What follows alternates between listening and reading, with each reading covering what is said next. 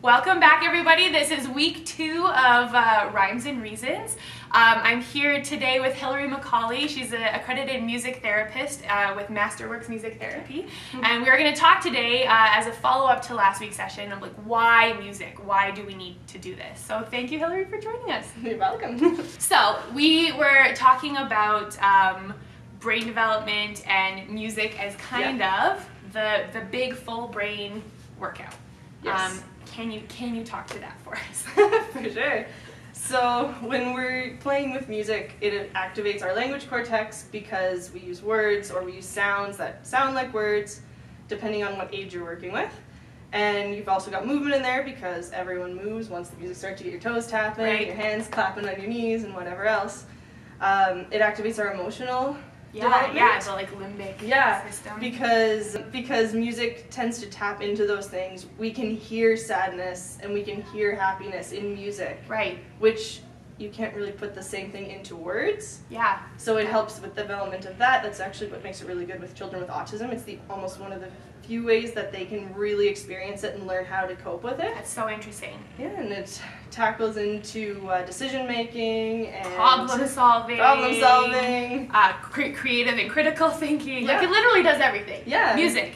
Along with your eyes if you're reading a sheet of music. Yeah, we always hesitate in research and science to say silver bullet cures and there's no such thing as a magic fix-all, but music comes pretty close, right? Yeah. If we're talking about the things that we can do to really engage our learning and to build our skills across the whole spectrum, music is it. Yeah.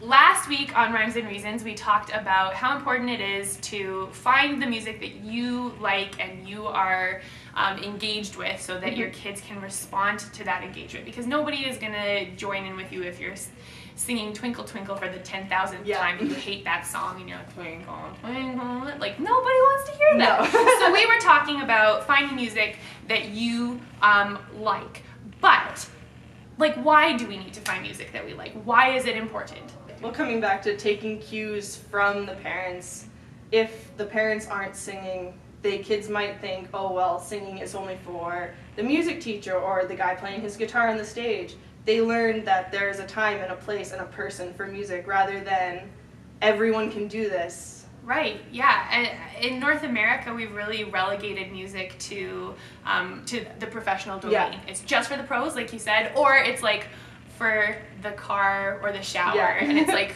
we're sneaking that and that's just for us. But we don't sing in public, we don't sing in groups, we don't. Yeah. That's so rare in North America, right? That's not how the rest of the world works. It's true. And it's disappointing too because music does so much for our bodies and for our minds because, for example, singing in a group releases oxytocin. Oxytocin, there we go, that's the word I'm looking for.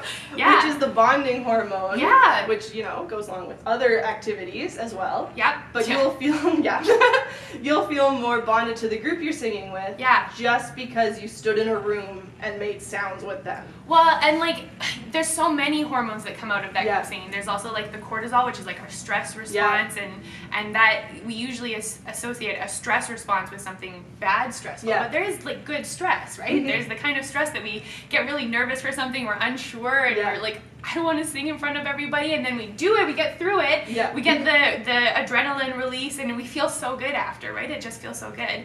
And you're right, we bond with the group in a way that, we usually associate oxytocin with romantic relationships, but that's not everybody has access to those, and especially young children, right? Yeah, they're still learning about all of that sort of thing. That's not where their heads are at, but having those feel-good hormone rushes is so great for our learning. It's also a great way to activate learning right after. If you have this big rush of hormones, the next thing that happens after that is gonna be in there, right? That's memory building and bond building, and so we can use that as an opportunity to learn something really powerful after. Right? Oh, it's so interesting. And speaking of cortisol too, singing even just to yourself and just when you're sitting in your car or in the shower, whatever the case may be, automatically reduces cortisol in your body and causes you to be calmer and more relaxed. It'll actually release tension through your head and neck and back. Perfect. Which really we all need these days. Don't we just?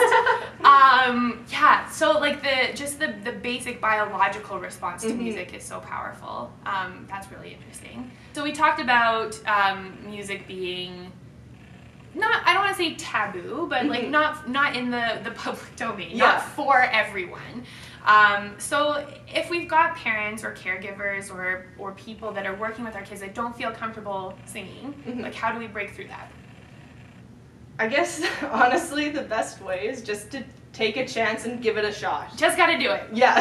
Jump in, head first. Most of the time, whoever you're working with, whether it's a music teacher or just your own children, they don't care how you sound. Kids under 5 actually don't know if you can sing or not. They haven't learned, because you have to develop what tone sounds what way and what pitch is where and how do they relate to each other. Right. So when you've got little kids, they don't even know that you can't sing, so they don't care. Yeah. So if you're, a little wobbly when you do go for Twinkle Twinkle, it's not really a big deal. Right. But it's doing so much more for them, and then when they're 8, they can tell you that you can't sing. Yeah. And they'll actually know. There will come a day where they'll be like, Alex, stop singing. But today is not that day. Yeah. That kids respond so naturally and easily to music, right? Like their first response is not to be shy when they hear music. They're not gonna they're not gonna hear music playing and like think that they don't want to move to it. They're gonna be exploring space and doing big weird things. These things that like as adults we're like, what? Put your hands down. Yeah. Stop. You're gonna embarrass yourself. Like, kids have no shame. They don't care. They don't care. And so it can also be a really great bonding experience and very freeing for adults to bond with their kids, and not just the attachment the other way around. To do something so freeing and fun and like crazy with their kids, it's great both ways.